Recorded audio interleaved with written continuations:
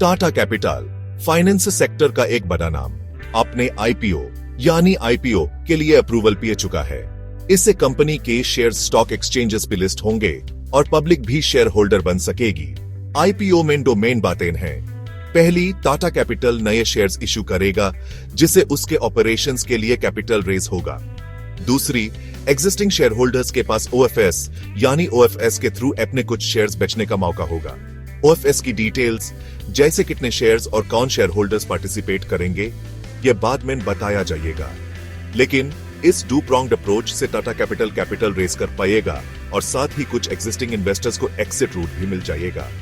IPO company के लिए एक बड़ा माइलस्टोन है जिससे वो पब्लिक मार्केट में एंट्री करेगा और पोटेंशियली और वैल्यू अनलॉक करेगा। पब्लिक होने का डिसीजन टाटा कैपिटल की बोर्ड मीटिंग में 25 फरवरी 2025 को लिया गया।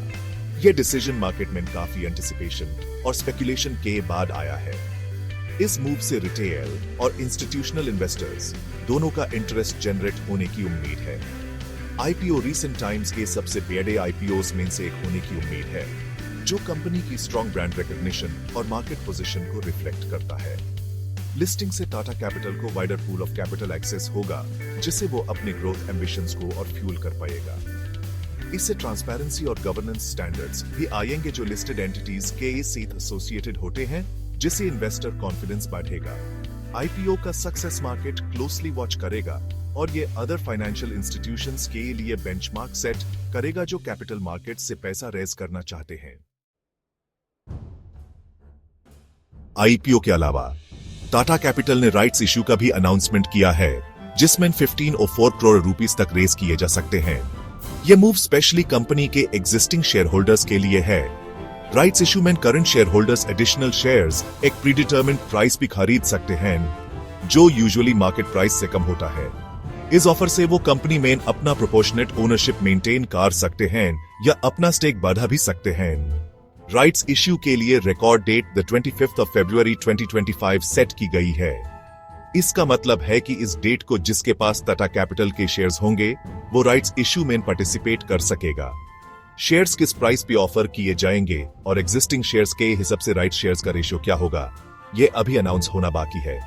Rights issue existing share holders के लिए एक वैल्यूएबल अपॉर्चुनिटी है टाटा कैपिटल की ग्रोथ स्टोरी में अपना एक्सपोजर बढ़ाने का। राइट्स इश्यू में पार्टिसिपेट करके शेयर होल्डर्स पोटेंशियली कंपनी की वैल्यूएशन में एंटिसिपेटेड इंक्रीज से पोस्ट लिस्टिंग बेनिफिट उठा सकते हैं। यह मूव कंपनी के कमिटमेंट को शो करता है अपने लॉयल शेयर होल्डर बेस को रिवॉर्ड करने का।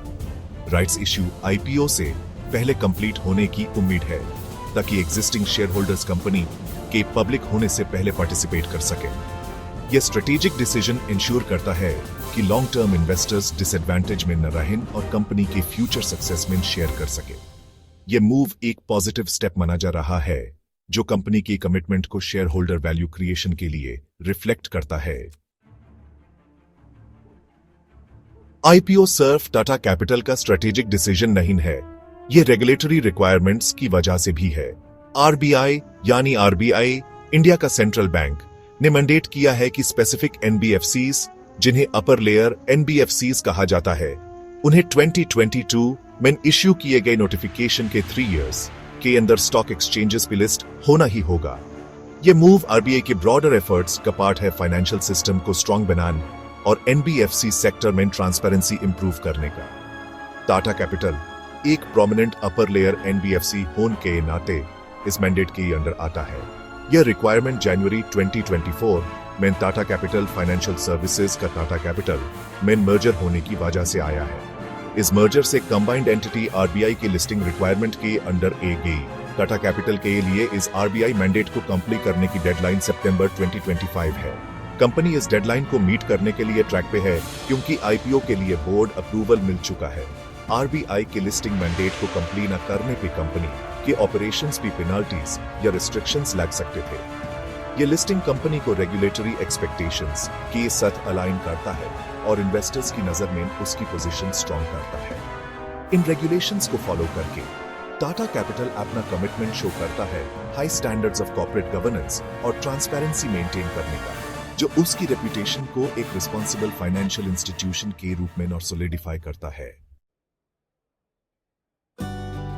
Tata Capital consistently strong financial performance दिखा रहा है, जिससे ये investors के लिए attractive proposition बनता है.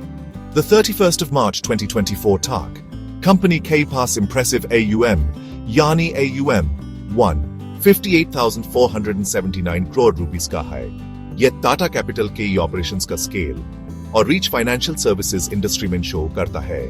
टाटा सन्स टाटा ग्रुप की होल्डिंग कंपनी टाटा कैपिटल में सिग्निफिकेंट मेजॉरिटी स्टेक रखती है, जिसके पास कंपनी का 92.83% है. बाकी equity mainly other Tata group entities और ट्रस्ट्स के पास है.